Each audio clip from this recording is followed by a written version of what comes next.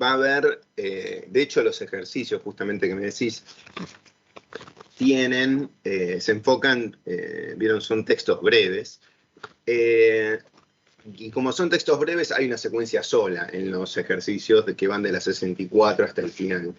Pero, voy a lo siguiente, pensando en textos más grandes, más extensos, digo, la idea va por ese lado. Siempre hay una secuencia que organiza todo el texto y una vez definida esa, sí es verdad que a la hora de reconocer otra secuencia, una secuencia subordinada, y uno tiene que enfocarse en aspectos, o mejor dicho, en fragmentos más breves, más cortos del texto, y no en todo. Es decir, ustedes saben hasta acá que va a haber la secuencia predominante de los textos que leemos será explicativa o argumentativa, alguna de las dos. Ahora, ¿se acuerdan que en la clase pasada estuvimos charlando sobre descripción, secuencia descriptiva y secuencia narrativa? Algo que no me acuerdo si les mencioné es que, por ejemplo, la secuencia descriptiva en nuestros textos, en el recorte de textos que nosotros utilizamos, en general aparecen, como son breves, en general suelen aparecer al comienzo las secuencias descriptivas. ¿Esto a qué se debe? A que al comienzo del texto los autores tienen que ubicar al lector en tema. ¿Qué significa ubicar al lector en tema? Informarle. ¿Sobre qué? Sobre qué van a hablar. Una cuestión también de espacio-tiempo. Entonces, señalar la problemática. Entonces, a lo que voy es, como para tener una especie de digamos, guía. Ustedes, lo que vimos la vez pasada, sabemos qué es una secuencia descriptiva, y cómo funciona, y sabemos también cómo funciona una secuencia narrativa. Ahora bien, la pregunta era, ¿cómo la reconozco en tanto subordinada? Entonces, primero, definir la predominante. Ahora, justamente, las subordinadas van a ser fragmentos. Pueden ser un párrafo, 2 párrafos, dependiendo justamente de la extensión del texto. En nuestro caso, tenemos la ventaja que es la siguiente. Si nos enfocamos hacia los textos del final, que va a ser 1 hora y media, los textos muy largos no son. Por eso les mandé el mail con lo de la página 96 y 97. Vieron que es un texto de una carilla nada más. Carilla y un cachito, y un párrafo del otro lado.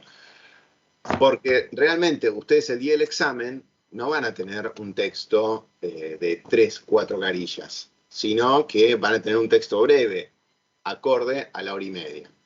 Por lo tanto, en nuestros textos, justamente, puede haber como secuencias subordinadas, una secuencia descriptiva, eso es muy posible que haya, quizás alguna secuencia narrativa, pero lo que sí, y esto, vuelvo con la pregunta, hay que buscar un fragmento en el que justamente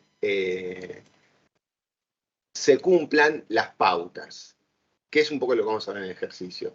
¿Qué es las pautas? Bueno, imagínense, ¿quién me había preguntado sobre cómo reconocer las subordinadas? Yo, profe, Martina. Bien. Entonces, fíjate esto. Si vos ya sabés que es un texto explicativo, entonces decís, bueno, acá no sé si hay una descripción, hay una narración. Lo primero que hay que recordar es, bueno, ¿en qué consiste la descripción? La descripción consiste en un párrafo o 2 en el cual se informa, se dan las características sobre un objeto, una persona, una situación, un lugar X, algo importante para el texto.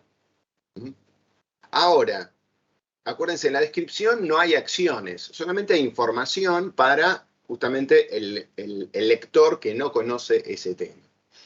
Entonces, yo le dije recién, suele aparecer al principio en nuestros textos, pero, Martina, ¿no? Me dijiste, porque te veo, perdóname, te veo el nombre solamente veo el nombre del icono, y lo Sí, digo. sí. Sí. Entonces, vos fíjate, vos tenés que acordarte, bueno, ¿en qué consiste la secuencia descriptiva? Bien, brindar información sobre una situación, objeto. Y acuérdense que en la secuencia descriptiva no hay acciones. Las acciones aparecen en la secuencia narrativa, que es lo que vimos al final de la clase pasada. La secuencia narrativa es esta serie de hechos ordenados cronológicamente. Tiene que haber acciones, verbos. Entonces, si yo veo un párrafo en el cual, por ejemplo, se cuenta cómo es, no sé, ¿se acuerdan la otra vez con la velocidad del cambio? Se cuenta cómo es un objeto importante para justamente el desarrollo de la velocidad en una etapa histórica. Bueno, entonces ahí yo puedo hablar de descripción.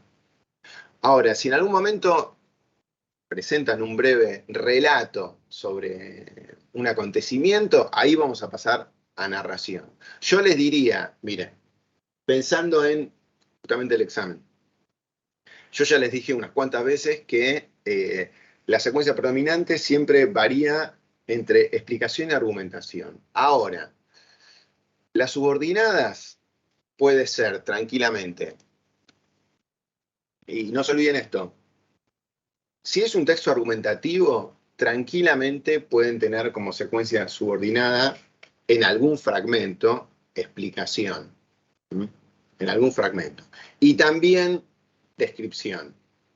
Pero acuérdense que nuestra prioridad va con estas cuatro secuencias: narración, descripción, explicación y argumentación. ¿Esto qué quiere decir? Que una va a ser la predominante y las otras tres, van a estar ahí. No significa que estén todas, encima con los textos breves que usamos. Pero algunas de esas pueden aparecer. Y para terminar, Martina, si te piden que de secuencias subordinadas, el punto va a ser el siguiente. Tiene que estar anclado en un fragmento del texto específico. Encontrado en un párrafo en el cual hay una narración. Ah, bueno, entonces secuencia narrativa. Si no, por nombrarlas y nada más, y no creo que les pidan así que las nombren. Pero la idea es eso, buscar un fragmento en el texto en el cual coincida lo que estamos leyendo con la definición teórica que tenemos acá entre la página 61 y 62. Estamos hasta acá, el resto, ¿se entendió? ¿El comentario? Sí, profe. Sí, ¿Sí? gracias. Bien. A ver, yo realmente en lo que vi, que valoran el año pasado y demás, a ver, lo importante es que tengan en claro estas cuatro y que siempre hay una que predomina por sobre las otras. Ahora, siempre tengan esas cuatro opciones ahí.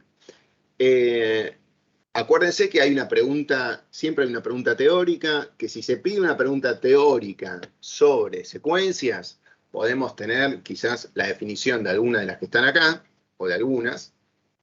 Y por otro lado, paralelo a esta definición, quizás que busquen algo directamente en el texto, o lo de subordinado y predominante, subordinadas y predominantes.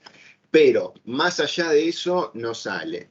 Sin embargo, y acá pongo el conector, yo en lo que vi de los cuestionarios, pareciera que sobre secuencias se pide que apliquen más al contenido del texto. Profe, una pregunta. Dale, ¿quién me habla?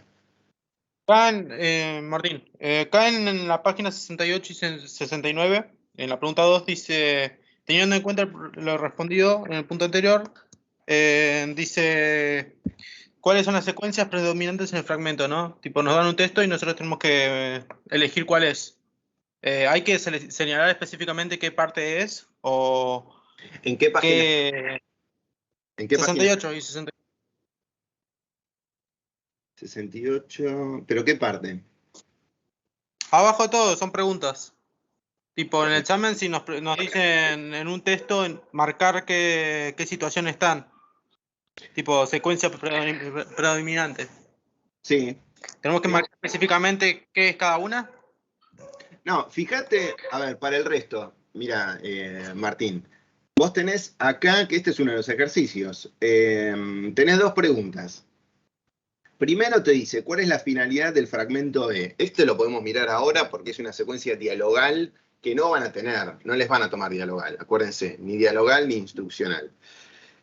Acá te pide el punto 1 de la página 68, estoy ahí abajo de todo. Te dice, ¿cuál es la finalidad del fragmento? Vos tenés que elegir una de las cinco opciones que hay ahí. Una de esas se corresponde con la del diálogo, porque viste que el de arriba es un diálogo. Entonces, esa va a ser la C, dar cuenta de un intercambio de información entre dos o más interlocutores. Esa es la respuesta correcta del punto 1. Y fíjate en el 2, te dice, teniendo en cuenta lo respondido en el punto anterior, ¿cuál es la secuencia que predomina en ese fragmento? Ahí tenés que marcar una. Dialogal. ¿Tiene que explicar por qué? ¿Qué dice la pregunta? Sí, pero no puedes saltar ese por qué es eso o simplemente responder así. En este texto que me está diciendo vos, no te pide justificar. Si te dice justificar, bueno, ahí sí. Acá lo único que te pregunta es, a partir del anterior, ¿cuál es la secuencia que predomina? Y bueno, tenés que marcar, como dijeron recién, dialogal. Listo. Digo, respondan, ojo, esperen, respondan lo que se les pide. Acá, ojo, Martín, esto es un multiple choice, tenés que estar marcando, nada más. Yo, por lo que vi en los exámenes, no vi que tomen multiple choice. Pero esto es para que a ustedes les vaya quedando las variantes. Quizás, fíjate, Martín, en la pregunta 3, la que está en la 69, acá tenés opciones que te servirían justamente para justificar por qué es dialogal. ¿Entendés? Fíjate, te piden, si vos pusiste que es dialogal, te piden, marque las opciones correctas. Bueno, se observa un orden marcado por turnos de habla en los interlocutores. ¿Eso qué será? ¿Correcto o incorrecto? Si es una dialogal.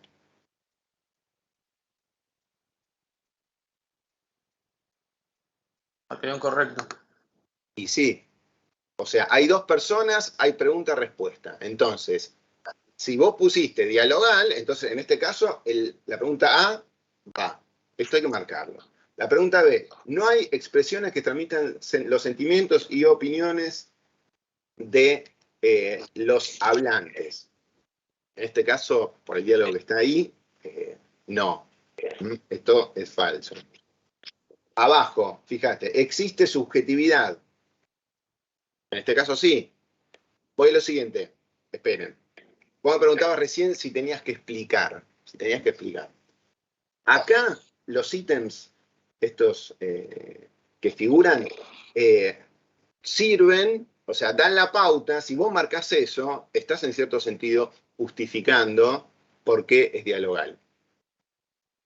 ¿Se entiende, Martín? Sí, sí. Ahora, en el examen puede llegar a aparecer así, o a la pregunta que me dijiste, la 2, le agregan cuál es la secuencia predominante, justifique a partir de las características. Se me refiere a la prueba. Eso, si aparece así, lo tenés que justificar vos. Tiene que aparecer así. Listo. Dale, genial. Si no, obvio, a ver, una cosita, porque yo no sé si voy a estar el día del examen, y esto es muy importante. En serio, si hay algo que ustedes no entienden muy bien, acá viene más gente, no entienden muy bien de la consigna, por favor pregunten. En serio, a veces hay consignas que se entienden bárbaro de entrada, otras que quizás o a ustedes no les queda muy en claro. Por favor, pregunten sobre la elaboración de las consignas si hay algo que no queda claro, porque después digamos, no hay derecho a réplica. Así que en ese sentido, y a ver, una cosa, algo que ya a esta altura les puedo asegurar es que, en general, aunque no sea yo, el profesor que les va a evaluar es alguien de la cátedra. Por lo tanto, para ese nivel de detalles, si ustedes no lo entienden, la pregunta, díganle.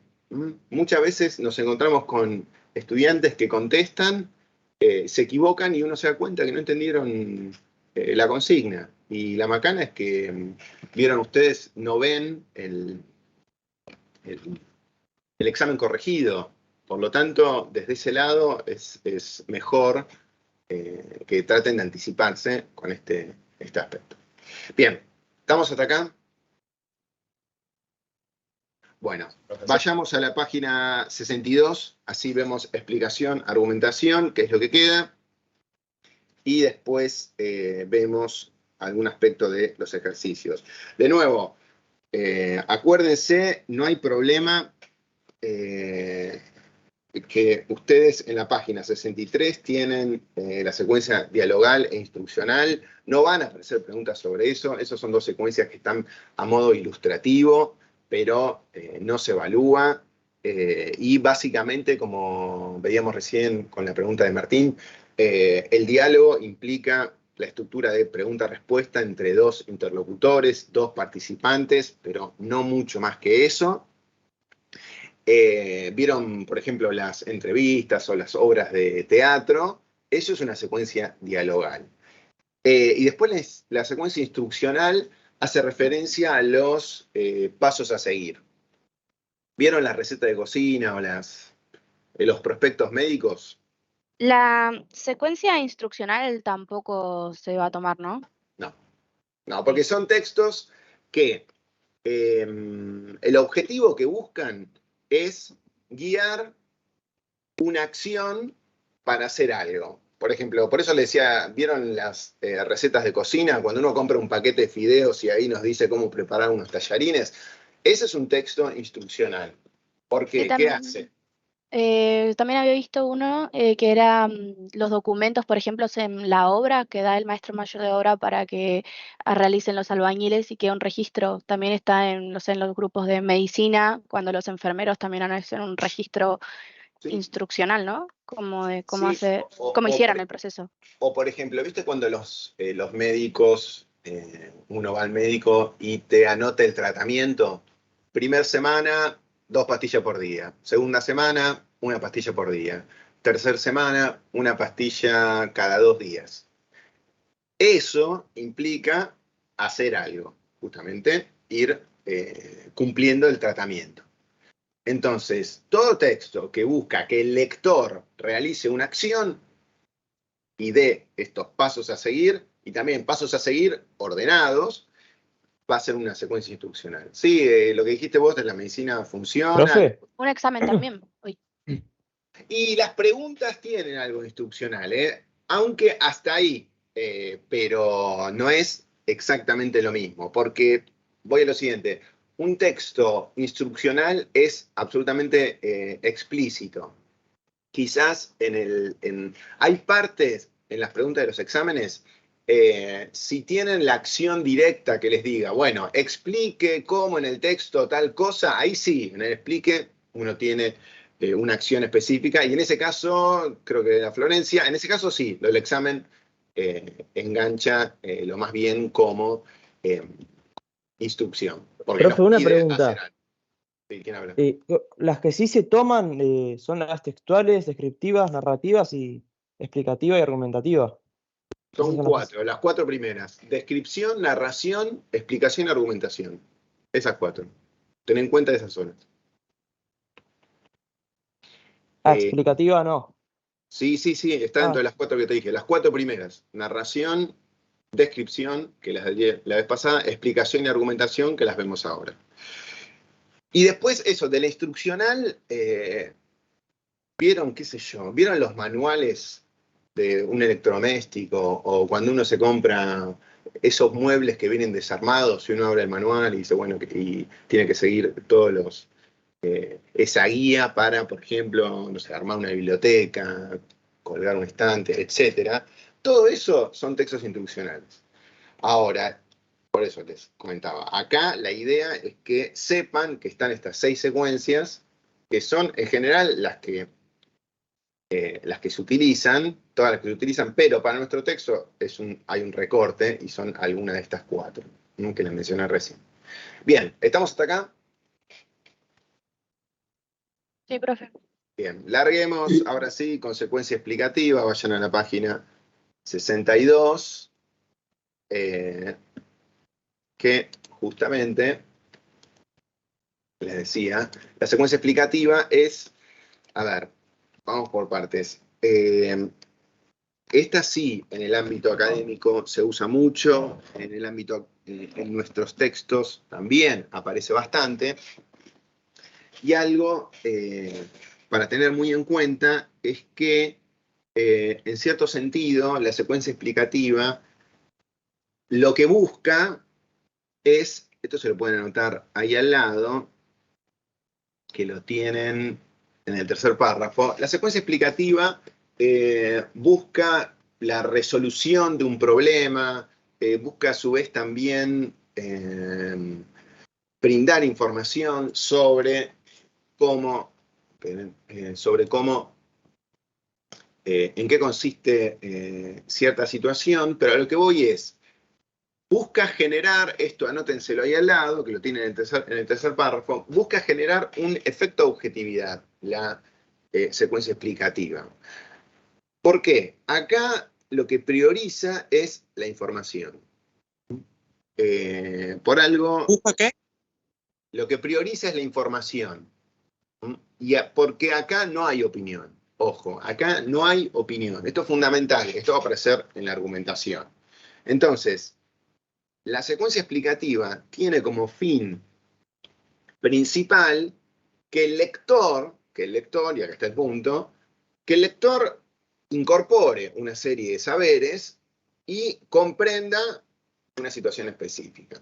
Por ejemplo, piensen en lo siguiente. Vieron que hace un rato me preguntaron, profe, no me quedó claro cómo reconocer la secuencia subordinada. Ahí, la compañera, ¿qué hizo? Me estuvo pidiendo una explicación. Entonces, en un texto explicativo, siempre, justamente, hay algo que se desconoce, hay algo que falta, que tiene que reponer el texto, el interlocutor al que se les pide explicaciones, etc. Por algo, acá anoten también al lado, en la secuencia explicativa se usa mucho, ¿vieron los conectores que charlamos la otra vez? Causales de causa-efecto. ¿Por qué? ¿Debido a qué? Etcétera. Bueno, justamente porque en este caso se van a dar toda una serie de motivos, razones, y es importantísimo en un texto explicativo, vieron que les hablé de efecto de objetividad, agreguen junto a eso, al efecto de objetividad, que el autor toma distancia del texto. Es decir, y esto lo vimos la otra vez con registro en la parte de adecuación. ¿A qué me refiero con toma distancia del texto o del tema? A que justamente enuncia, y esto va para ustedes, enuncia de manera impersonal. Impersonal. Entonces, al enunciar de manera impersonal, el autor no usa pronombres, se borra del texto. ¿Y eso qué hace? Que quede el tema adelante. Por lo tanto... Algo neutro. Disculpe, profe. Exacto, algo neutro. De hecho, ustedes acá tienen una palabra al final del apartado de secuencia explicativa, como dice Florencia, que señala que el autor, al rechazar la parte subjetiva del texto, apunta a construirse en un observador imparcial. O como dijo ahí Florencia, esta imagen de la neutralidad. Es decir, él habla del tema. No hay subjetividad en el medio. Entonces, el texto explicativo busca información, busca datos, busca razones, no busca opinión. Imagínense, ustedes, cuando piden, todos, cuando pedimos explicaciones, primero es porque hay algo que no sabemos. Fundamental. Primero es porque hay algo que no sabemos. ¿Por qué pasó tal cosa? ¿Por qué me quedé sin internet? ¿Por qué, no sé, por qué me aumentaron la boleta del celular y yo no sabía nada? Necesitamos información. ¿Estamos? Ahora, justamente, en un texto explicativo, como dijo recién Florencia, la cuestión del enunciador, del que escribe, y acuérdense lo que charlamos la otra vez de la lectura crítica, en un texto explicativo, en general, el efecto de objetividad se construye así, con una enunciación impersonal. Por lo tanto, desde ese lado, cuando aparece un texto de esa manera, en impersonal, sin que el autor se meta en el medio, va a apuntar a esta idea de la distancia y el observador imparcial. Entonces, por ejemplo, miren, les digo un caso, les digo un ejemplo, una variante, dentro de todo, en un plano más cotidiano. ¿Vieron los críticos de cine? Que en general los jueves, bueno, justamente hoy es jueves, vieron que los jueves se estrenan las películas y uno puede buscar cómo los críticos de cine hacen las reseñas de las películas que ven en la semana. De los estrenos, mejor dicho. En una crítica de cine, pregunta,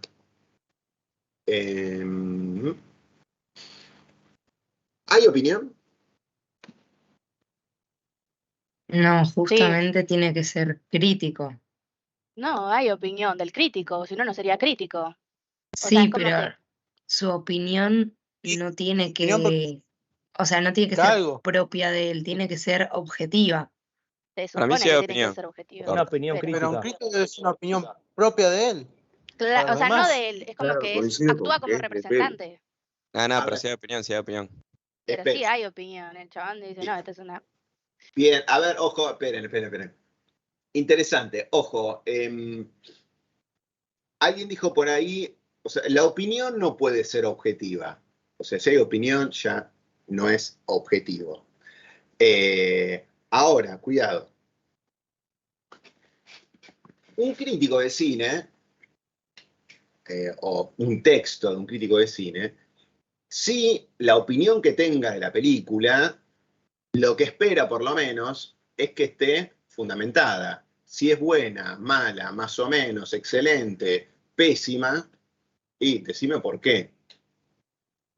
Por los actores, por el guión, por los efectos especiales, porque la película es larga, porque la película es breve, no sé.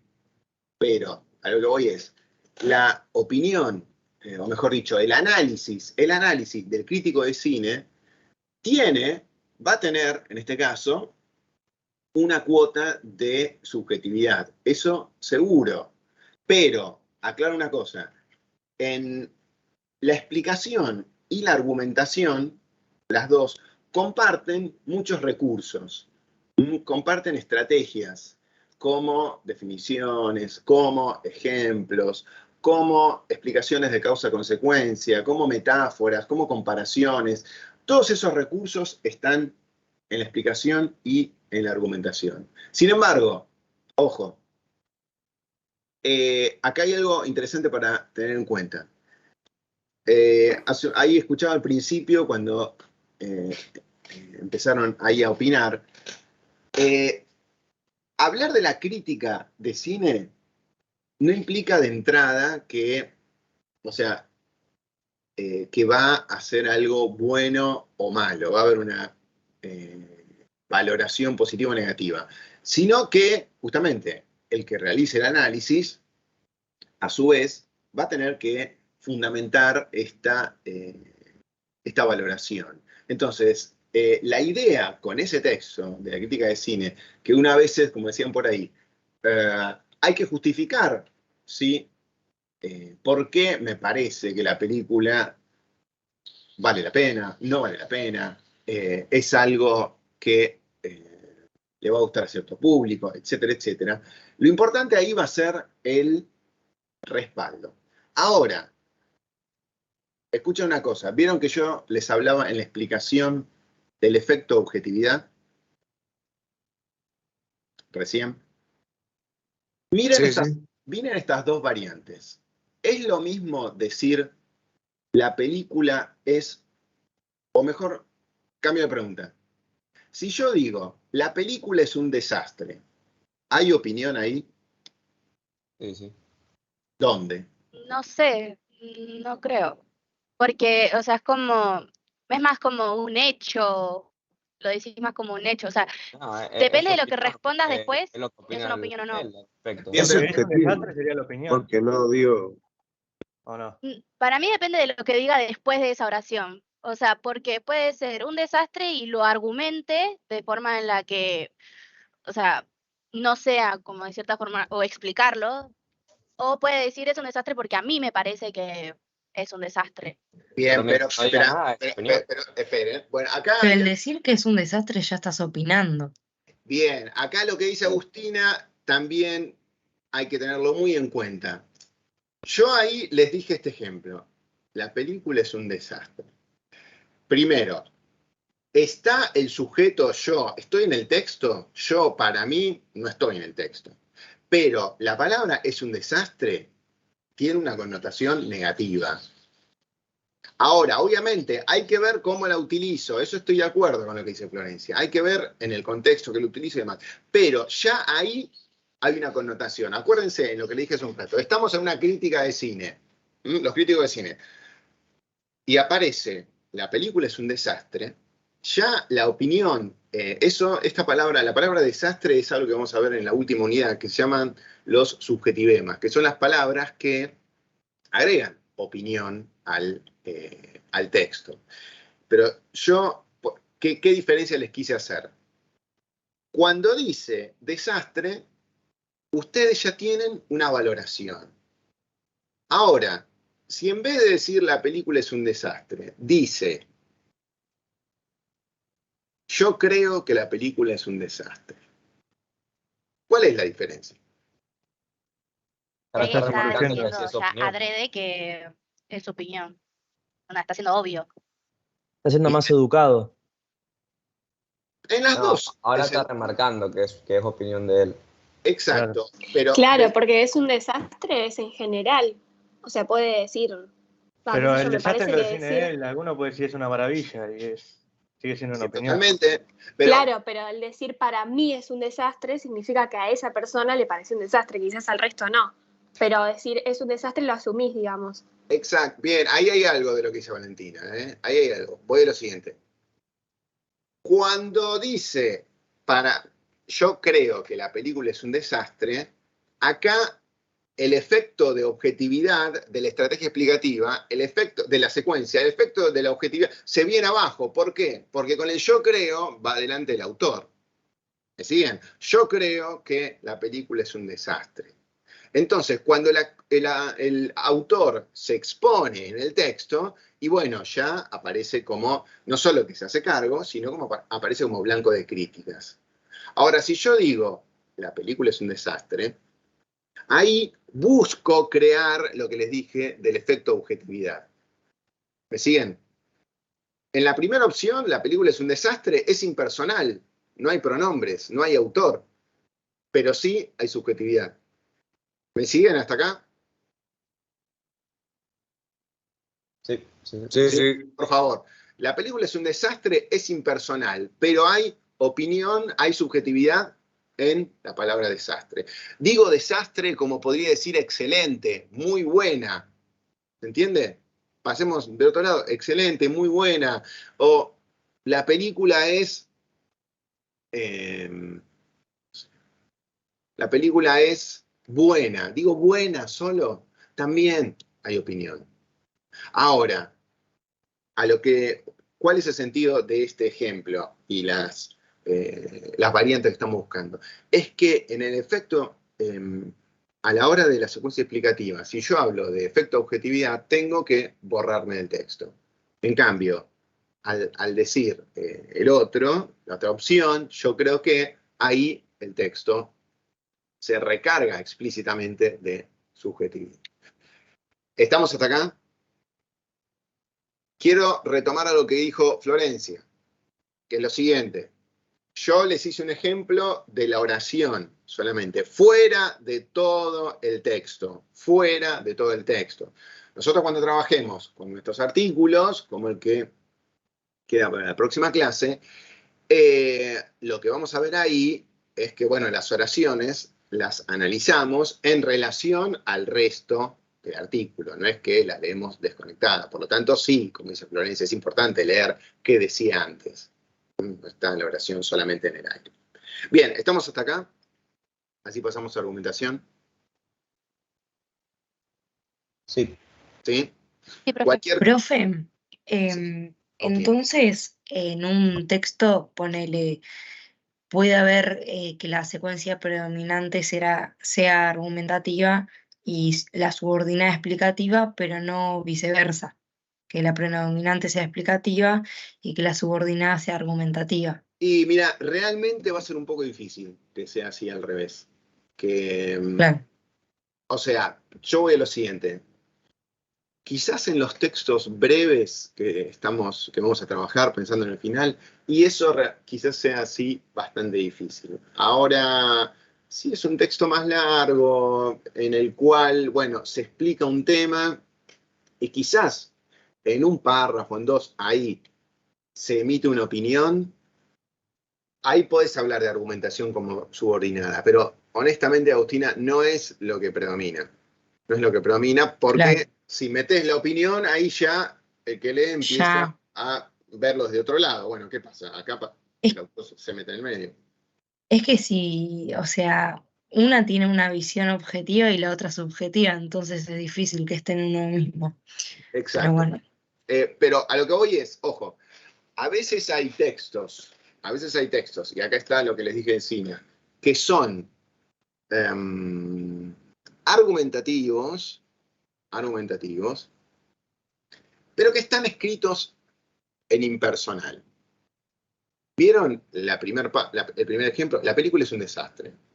Bueno, ahí hay opinión, todos se dieron cuenta. Imagínense, a un director de cine, por más que esté escrito en impersonal, aparece, la película es un desastre y no le va a quedar muy bien. Entonces ya está generando un efecto. Ahora, Profe, igual justamente, porque justo habías dicho de que la palabra, por ejemplo, desastre condicionaba a que tenga un aire de subjetividad. Entonces, si ya pasa a ser de explicativo, argumentativo, la argumentación es básicamente convencer al lector o a la otra persona de su punto de vista. Es un desastre, ¿por qué? exacto. Y a ver, ojo, acá está lo que les dije hace un rato, cuidado. La explicación y la argumentación comparten muchos recursos para explicar, por un lado, para dar las razones o para fundamentar, justificar un punto de vista. Entonces, lo que hay que observar es que, retomando lo que dijo Agustina y Florencia, es que si yo en un texto, como decía recién, la película dice que es un desastre, bueno, hay que ver qué sigue después. Ahí tengo que ver el resto del texto. Porque hay opinión, pero va a tener que presentar argumentos, en este caso, como para plantear, justificar por qué es un desastre. Ahora, seguramente, si el texto es argumentativo, en los argumentos va a haber más subjetividad. Eso seguro. Si el texto, voy a esto, es subjetivo, no se esconde esa subjetividad. La opinión no se esconde. Digamos, el autor busca que uno se dé cuenta. Ahora, en el efecto objetividad, que es la explicación, la idea es que quede por delante el tema. ¿Sí? Me quedó un poco lo que dijo Agustina. En un texto explicativo que aparezca la subjetividad un poco lo hace entrar en contradicción. Así que de ese lado sí puede ser un poco difícil que suceda. Bien, ¿estamos hasta acá? Sí, profe. ¿Sí? Pasemos a argumentación. Pasemos a argumentación. No se olviden algo que yo les dije, creo que en la primera clase, que ustedes, esto que vemos ahora de explicación y argumentación, se puede complementar con lo que tienen en la unidad 9, o en la clase 9, que en la página 101 tienen justamente discursos que circulan en la universidad. Tienen el cuadro del polo explicativo y argumentativo y justamente la estructura de los textos explicativos, y después en la 103 lo mismo para la argumentación. Por eso yo les hago tanto machaque de que estos son los dos textos, las dos secuencias principales, porque se retoma en la unidad 9. Eso se los había mencionado, ¿no? De la 101 y la 103. Sí, sí. Sí, ¿no? Bueno, entonces por las dudas, anótenselo ahí para conectarlo. Bueno, pasemos a la argumentación. Hacemos a la argumentación, a mínima gente. Les decía, la diferencia fundamental con un texto, en este caso argumentativo, radica en que el objetivo de, primero, perdón, se parte de un lugar diferente. Esto, si quieren, se lo anotan, que lo tienen ahí. Los discursos argumentativos arrancan. Vieron que la explicación, yo les dije hace un rato, que el que pide una explicación desconoce algo, le falta información. ¿Se acuerdan? Que ese era el punto de Sí. partida. Entonces, hay alguien que desconoce algo y necesita información y el texto explicativo viene a reponer, a resolver el problema. Bien, en un texto argumentativo, el punto de partida es una situación de debate. Hay una situación de debate, de discusión. ¿Y qué significa eso? Bueno, que por lo menos ¿cuántos puntos de vista hay? Más de uno Dos seguro. por lo menos. Por lo menos, exacto, por lo menos 2. 3, 5, 10, 20, pero por lo menos 2. Entonces, para que haya el texto argumentativo, el que sea, un ensayo, un artículo académico, una nota de opinión periodística, etcétera, todos parten de ahí. Parten de, hay al menos 2 puntos de vista. Entonces, como hay 2 puntos de vista, el autor está en otra posición, que no es que le está hablando a alguien que desconoce algo, sino que quizás ¿qué está haciendo? Le está hablando a alguien que ¿qué piensa ese otro? Está refutando. Que para mí. conoce, pero que piensa distinto. Bien, bien.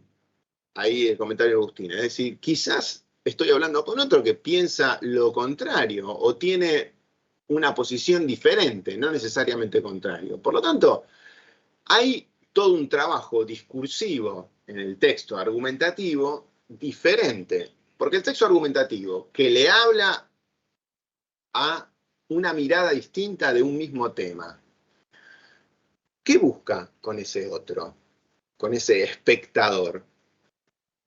Convencer de que su opinión propia es la correcta. ¿O no? Es decir, busca por lo menos señalar o dar argumentos válidos para sostener su hipótesis, su punto de vista. Persuadir. Ahora, obviamente, como dijo Agustina, se busca convencer al otro. Absolutamente. A veces no se puede. A veces no se puede. Pero lo primero es mostrar argumentos válidos para respaldar la opinión. Y a partir de ahí se buscará convencer el punto de vista, modificar el punto de vista del auditorio. Entonces, a lo que voy es, ven, el objetivo de un texto argumentativo es absolutamente diferente. Entonces, como es diferente, se habilitan algunas herramientas o algunos aspectos que en el explicativo no aparecen. Porque, a ver, les hago una pregunta. Como dijo Agustina, si uno se encuentra con dos o más personas que saben de un mismo tema, que están en tema, pero que tienen opiniones distintas sobre eso, tratar de que uno convenza a otro no es algo sencillo. A la hora de pensar en justamente estos intercambios, estos debates, estas discusiones que tienen lugar desde la argumentación. Porque desde ese lado, ¿se acuerdan algo que charlamos clases de atrás? Sobre cuando nos llaman de una empresa de celulares que no es la nuestra. Nosotros cortamos, ¿por qué? Porque sabemos que van a argumentar para que cambiemos de compañía. Ahora, nosotros estamos bastante convencidos de nuestra compañía, entonces le cortamos porque no queremos cambiar. Hay veces que sí, pero a lo que voy es muy difícil, en muchas situaciones, tratar de convencer a ese otro de, bueno, mi propuesta es mejor. ¿Me siguen hasta acá? Sí, Sí, profe. Entonces, un texto argumentativo, cuidado, va a usar, como dijimos recién, y un texto argumentativo, cuidado, no es lo mismo, acá tengan cuidado, no es lo mismo un texto argumentativo académico, y acá el ámbito es importante. No es lo mismo un texto argumentativo académico que un texto argumentativo quizás periodístico en las redes sociales y demás. ¿Por qué? Porque hay una línea de opciones que aparece para convencer, como decían recién, que por ejemplo en la explicación no se utilizan. Nosotros, en los textos argumentativos, se utilizan, por un lado, puede haber argumentos racionales, eso que implica, que esto lo tienen ahí en el tercer párrafo, argumentos racionales que implica trabajar con datos, con estadísticas, con información que se puede corroborar. Por ejemplo, cuando yo traigo información de una investigación, bueno, miren, según tal dato,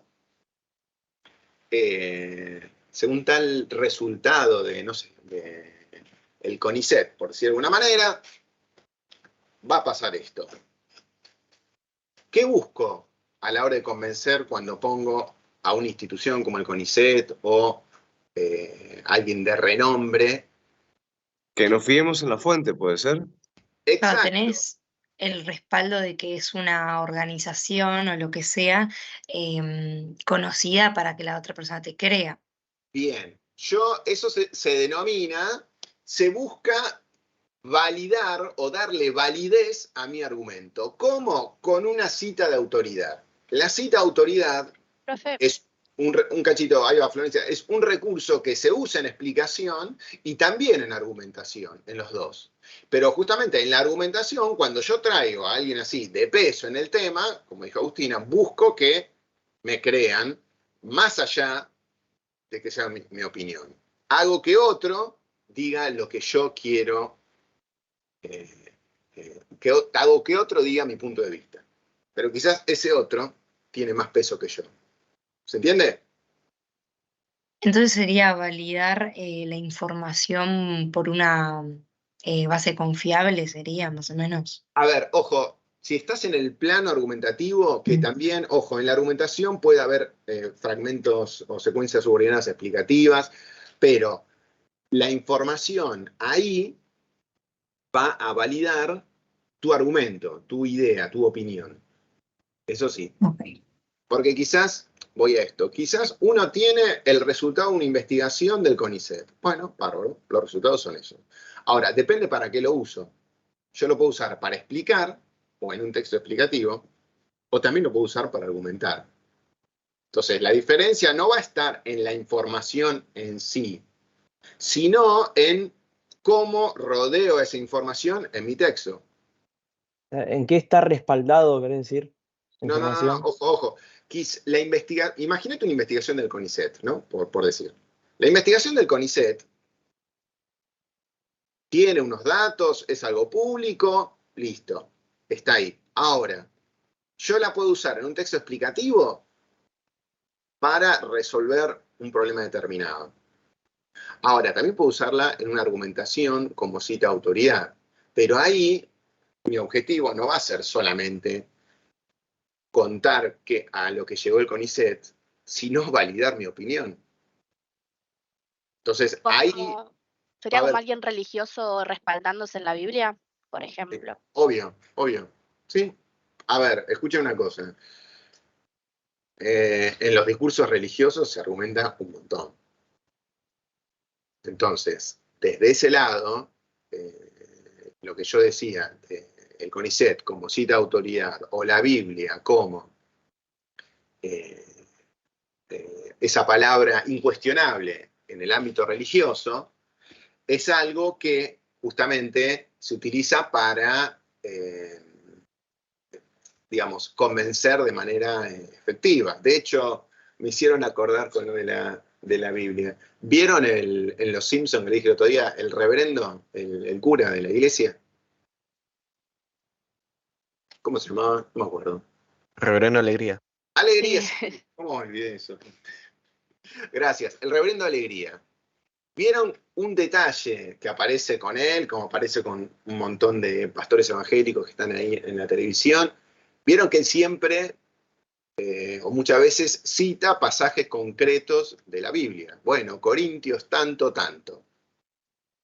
Entonces, ¿él qué hace? Permanentemente pone pasajes de la Biblia en el medio para reforzar su opinión. Entonces, desde ahí, él está utilizando ese recurso de la cita autoridad, en este caso, la Biblia. Entonces, sí, obvio, cuando yo les hablaba recién, nosotros tenemos una investigación, o tenemos, en este caso, a la Biblia, aparece como una cita autoridad, pero depende para qué lo usemos. Yo puedo usarlo para sostener una hipótesis, que esto es lo que va a pasar en el texto argumentativo, o sino también para explicar. Imagínense, hago al revés. Imagínense que ustedes se encuentran con un texto académico, explicativo en todo caso, que quiere analizar algunos pasajes de la Biblia. ¿Se puede analizar la Biblia? ¿Intentar objetivamente analizarla? ¿Qué les parece? Complicado, un poco complicado, pero ¿Por se qué podría, complicado? pero ¿Por qué Sí. complicado? ¿Por qué complicado? Acá aparece la argumentación.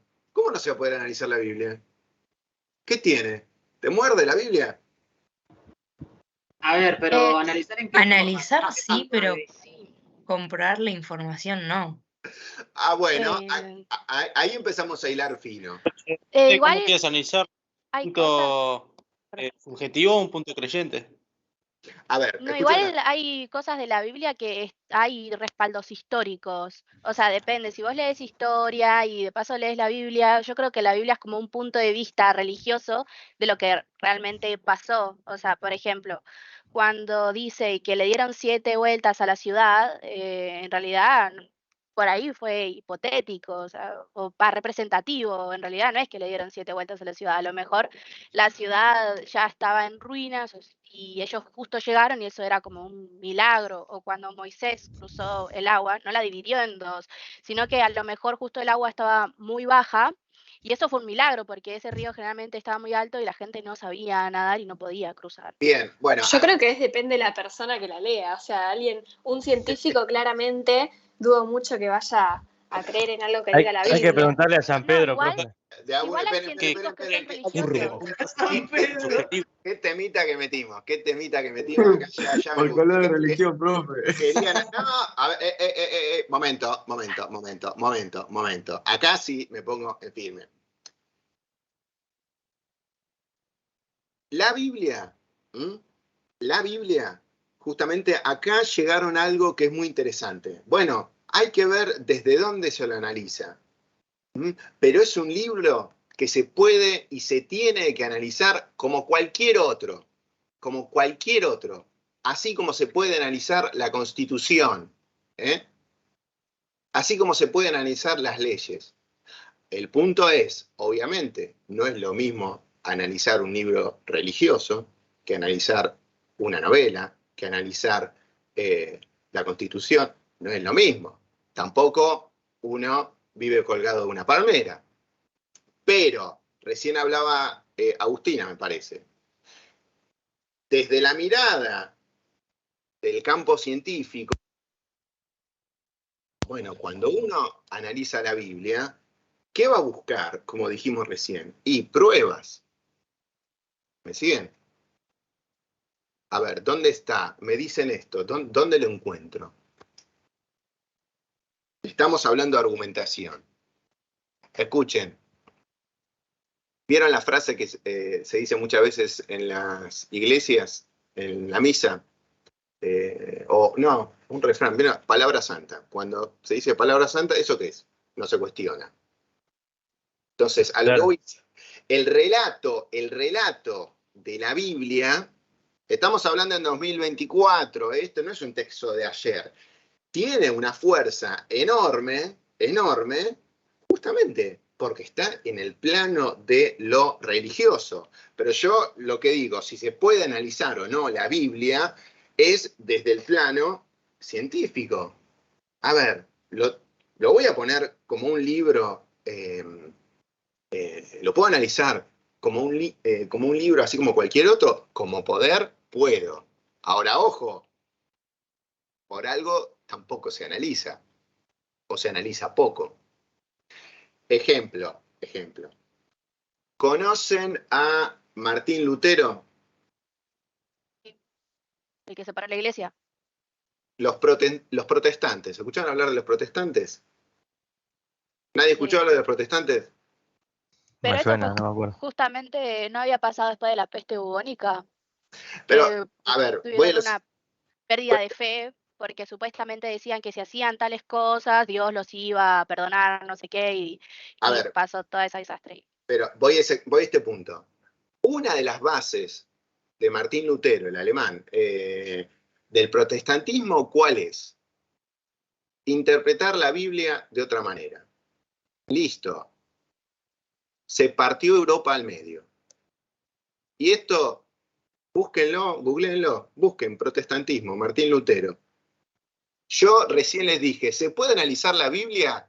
No, profesor, y la religión. Busquen lo que le pasó, todo el lío que se armó con el protestantismo en Europa. Europa dividida a la mitad. Busquen justamente los países en los cuales está el protestantismo. Hubo otra línea es más, hasta un momento en que había dos iglesias, se partió al medio, estaba el Vaticano y después se fueron a Francia. ¿Cómo? Los luterianos. Los luteranos, sí, justamente, de ahí viene, de Martín Lutero. Entonces, digo, fíjense, obviamente, chicos, yo no soy ingenuo en este plano, digo, obviamente que no es cualquier libro la Biblia. Si uno analiza la Biblia, y prepárate para que venga. Hay que bancársela, pero a lo que voy es, en el caso que le decía recién, de los luteranos, del protestantismo,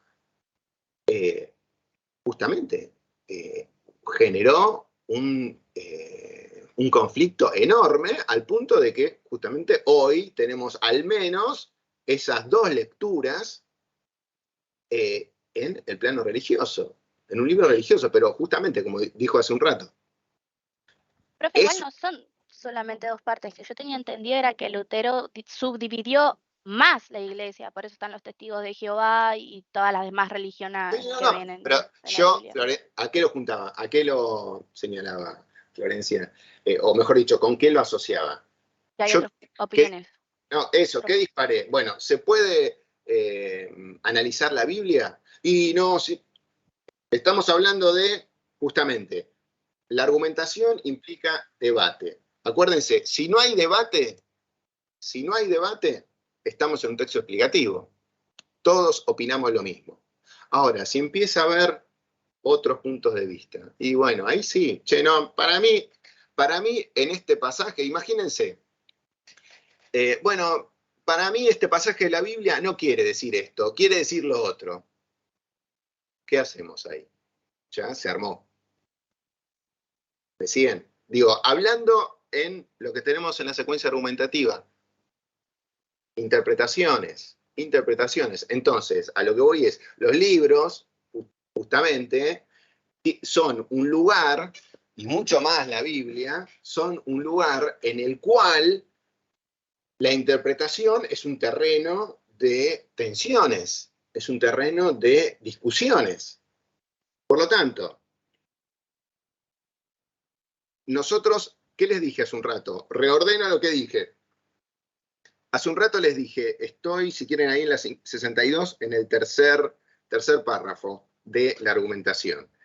Ahí habla de que, en un primer término, en la argumentación hay elementos racionales, que esto es lo que yo les dije recién, elementos racionales, elementos que se prueban, se verifican, como la investigación del CONICET o u otra institución para validar el punto de vista.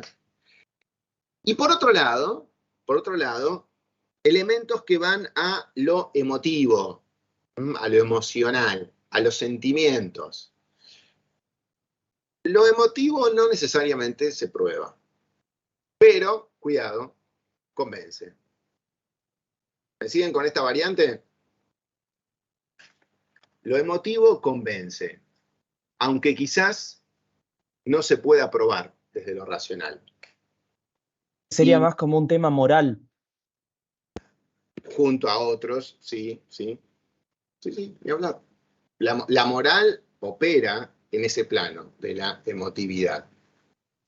Es como lo que Entonces, estábamos hablando el otro día de hacer un examen oral, por ejemplo, que por ahí la persona si es elocuente o tiene buena carisma, a lo mejor tiene más chance de aprobar que alguien, depende de qué tanto lo convenzas al otro.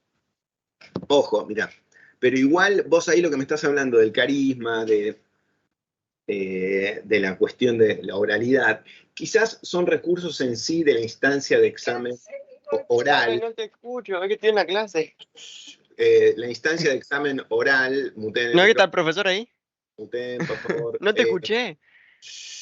Muten el micrófono, y les decía, esa instancia de la oralidad es un ida y vuelta, como decía Florencia, pero propio de la parte de comunicación en sí. Yo a lo que voy de lo emotivo, en todo caso, a ver, para pulir la idea de Florencia, quizás ciertos recursos, como charlamos otra vez en clase, permiten demostrar, bueno, este estudiante sabe. Entonces, como sabe, paso a lo que sigue. Pero no necesariamente está asociado a lo emotivo. Imagínense lo siguiente. Ya que estamos con el examen oral. Imagínense que ustedes van a rendir un examen y les entra y mal en el examen. ¿No? Les hacen preguntas difíciles, se ponen nerviosos, etcétera, etcétera. Bien, ya la cosa viene más o menos. Y en un momento ustedes no aguantan más y se largan a llorar. ¿Qué puede pasar? ¿Y qué ha pasado? Y le dicen, por favor, poneme ausente. No me desapruebes. ¿Qué pasa ahí? La estudiante llorando, diciendo, tengo problemas en mi casa, me echaron del trabajo. El profesor la prueba de una. No. Ponen aprietos al profesor. Ponen aprietos al profesor, imagínate. No estudió, se pone mal, se larga a llorar y le dice, por favor, poneme ausente, no me pongas un 2. Ahí jugaba lo emocional que hablábamos. Exacto, ahí está lo emocional. El profesor en el examen, un examen desaprobado, ¿tiene manera de corroborar que todos los problemas que aduce el estudiante? No, ninguna. Que no estudió o que tiene problemas en la casa, que lo echaron del trabajo, que lo que sea. Lo tiene ahí adelante nombrándole eso y llorando. O te pongo ausente o te pongo un 2. Bien, pero ahí se invirtió la cuestión y es el estudiante que está tratando de... Entonces, digo, el llanto es un elemento emotivo, absolutamente emotivo, porque no hay forma de probar todo lo otro. ¿Me siguen? ¿O no? Sí, sí. Y a veces, Sí, sí, sí. oye esto, a veces el llanto que expresa, en este caso, que se busca cierta misericordia, que expresa que alguien está mal, o la risa, todos estos elementos que representan emociones, en muchas ocasiones convencen más que los datos racionales. Entonces, la argumentación, y acá, ojo, acá anoten, en la argumentación se usa lo racional y lo emotivo. Sin embargo, acá pongan un asterisco. En lo académico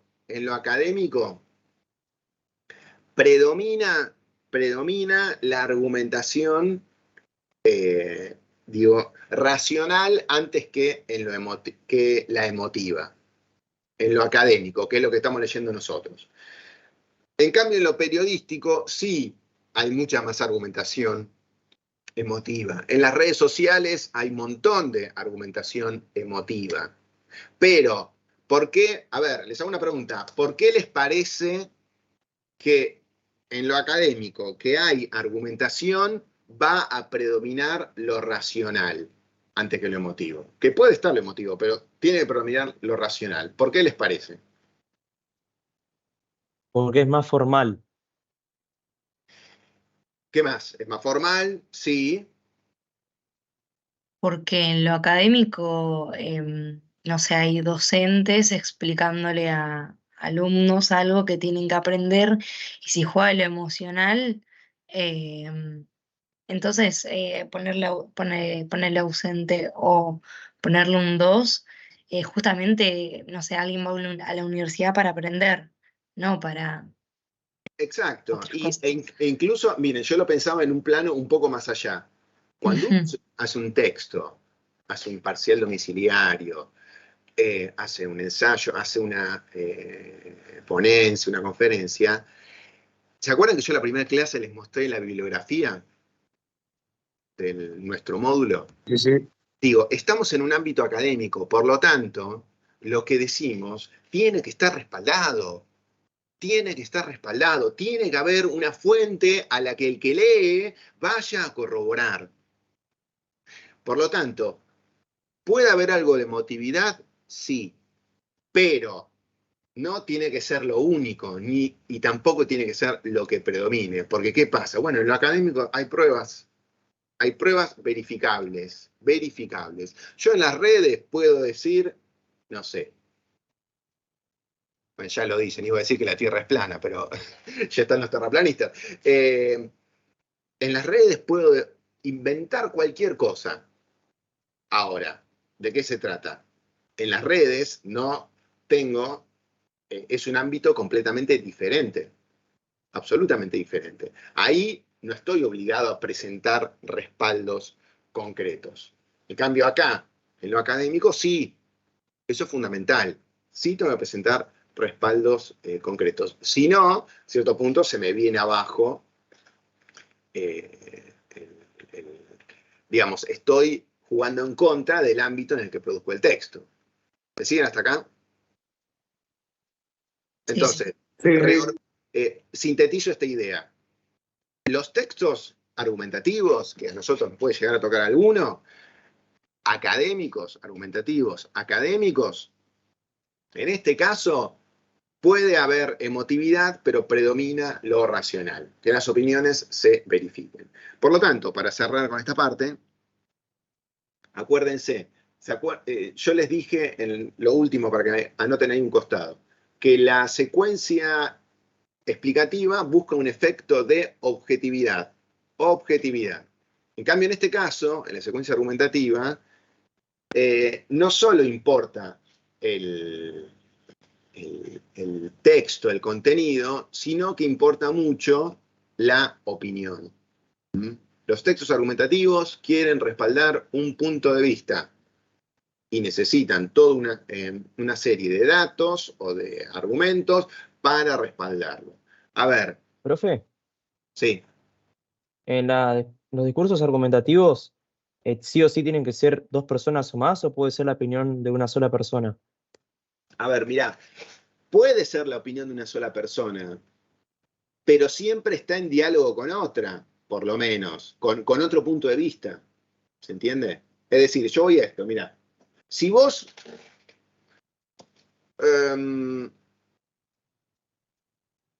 si sobre un tema no hay discusión y estamos todos de acuerdo, y vos escribís un texto bancando ese posicionamiento, no hay debate posible. En cambio, digo, acuérdense lo siguiente, por ejemplo, acá hay una diferencia. Los textos que nosotros leemos, la figura con la que discuten es hipotética. A veces la nombran, a veces no, pero es una figura en abstracto. Nosotros hoy en día, fíjense, en las redes sociales, cualquier persona opina algo y enseguida se arma el debate abajo. ¿Vieron? Entonces, Sí. cuando se arma el debate abajo, ¿eso de qué me habla? De una comunicación en simultáneo. Yo digo algo y ahí abajo se arma el ida y vuelta. Ahí está, si quieren, el debate en las redes.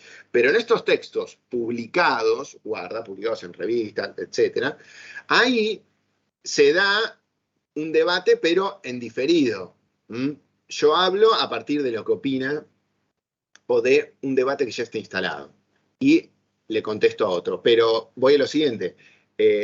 Los textos, como los que leemos nosotros, implican más elaboración, implican una serie de argumentaciones un poco más desarrolladas, y el tema es ese, que van en diferido, a diferencia de las redes, que es todo en el momento. Ignacio, sí, dale. Más o menos se trataría, como dijo usted, de los griegos cuando hacían las reuniones para debatir sobre sus ideologías y todo ese tema. Sí. Los debates de los sofistas griegos implicaban toda una preparación a la que iban, que eso preparaba la exposición, y en la exposición cada uno hacía su recorrido argumentativo dentro de un debate, bancando un punto de vista y presentando sus argumentos, algunos racionales, otros emotivos. Pero el punto era que los mire un público, porque eso se hacía todo en un anfiteatro por lo menos, que los mire un público y a ver quién gana ese ida y vuelta. Primero, o sea, hablaba uno, después le contestaba el otro. Entonces, digo, desde ahí, fíjense, la retórica en sí implica esa especie de, si quieren, arte o disciplina de, bueno, elegir cuáles van a ser mis mejores argumentos para convencer en este caso, para ganar en el debate, o por lo menos convencer al público. Profe, Sí, ¿quién me dijo? yo Facundo, una pregunta. Las secuencias argumentativas también, por ejemplo, hoy en día se pueden utilizar en debates jurisdiccionales, por ejemplo, cuando la víctima trata de convencer al jurado utilizando, por ejemplo, elementos emotivos. A ver, mirá, la justicia no funciona sin argumentación. ¿Se entendió, Facundo? Sí. La justicia no funciona sin argumentación. El juicio, la base de los juicios es la argumentación. Pero no como algo malo. Lo que digo es, bueno, hay un juicio en el que una parte dice tal es culpable y la otra parte dice tal es inocente. Bueno, presenten las pruebas y ahí está el debate. Pero también Pero que... una cosita, Agustina, y dentro del debate habrá racional y emotivo. Obviamente, cada uno elige sus argumentos. Pero en los juicios, la base es la argumentación. Hay dos partes. Vieron que hace un rato dijimos, ¿cuál es lo mínimo de un debate? Dos partes. En los juicios hay dos partes, al menos. Y a partir de ahí se arma todo el debate, se exponen las pruebas y finalmente los jueces deciden. Culpable, inocente, Perdóname, Agustina, te corté. No, que justo iba a decir eso, que también, o sea, obvio que en los juicios la argumentación es racional, pero hay algo de emotividad que pueden presentar, no sé, las personas que están enjuiciadas, que Obvio. hacen que, bueno, los jueces tengan otra perspectiva también. Sí, a ver, también en los juicios están los dos, lo emotivo y lo racional. Ahora, justamente también hay que ver las proporciones, ¿no? Quizás algunos usan más lo emotivo, otros usan más lo racional, pero hay un momento en que justamente está, según el juicio, según el caso, bueno, hay momentos en que tendrá que trabajarse sobre lo racional y hay momentos en que también lo emotivo pesa. Un Sí, o montón. sea, los jueces son humanos también y lo Sí, motivo... obvio. No por nada, vieron que a veces está la sentencia, pero después lo puede revisar la Suprema Corte, pueden revisarse las sentencias en instancias superiores. Entonces, ¿y eso qué implica? Pero obvio, escuchen una cosa, acá está lo que les dije de lo académico. Vieron que les dije que en lo académico, lo emotivo está regulado. Los jueces, ¿qué respaldo tienen? Y van a partir de los códigos. ¿Vieron el código procesal, el código penal? O sea, las leyes. Los jueces, ¿qué buscan? Que se aplique la ley. Entonces, vos hiciste esto, está tipificado en la ley, bueno, corresponde tal sentencia. O sea, no es que los jueces se sentencian porque se les ocurrió. No, hay un respaldo de los códigos. Entonces, ahí está un poco que también los jueces, no es que como son jueces pueden sentenciar cualquier cosa. No, de ninguna manera. Para eso están las pruebas y ellos, las pruebas de las dos partes, la corroboran, la contrastan, ya que hablamos de contraste, con que las leyes y los códigos. Muy ¿Se utópico entiende? igual. ¿Eh? Medio utópico igual con tanta corrupción. A ver, el plano teórico por un lado y después está el plano práctico, Florencia, completamente de acuerdo. Pero la figura va por ahí, porque si no, ¿para qué está el juicio? ¿Para qué están los jueces? O sea, los jueces, obviamente que estamos en un país en el que la justicia no está muy bien vista. Hay bastante descreimiento, pero lo que voy es, hay todo un sistema judicial que justamente a lo que apunta es, bueno, que cada uno presente pruebas y esas pruebas tienen que ser primero chequeadas y después contrastadas con todo el aparato legal. Y los jueces son los que terminan de definir. Entonces, voy a lo siguiente, como dijo Facundo. Sí, en la parte judicial tenemos argumentación un montón. Obviamente, si no hay muchos argumentos racionales, es posible que alguna de las partes apele al emotivo. Eso no te quepa ninguna duda, Facundo. No te quepa ninguna duda que puede apelar a lo emotivo. Ahora, en el ámbito justamente académico, acordate que puede haber argumentación, pero lo principal va a ser lo racional. Bien, ¿estamos hasta acá? ¿Sí? Bueno, esperen.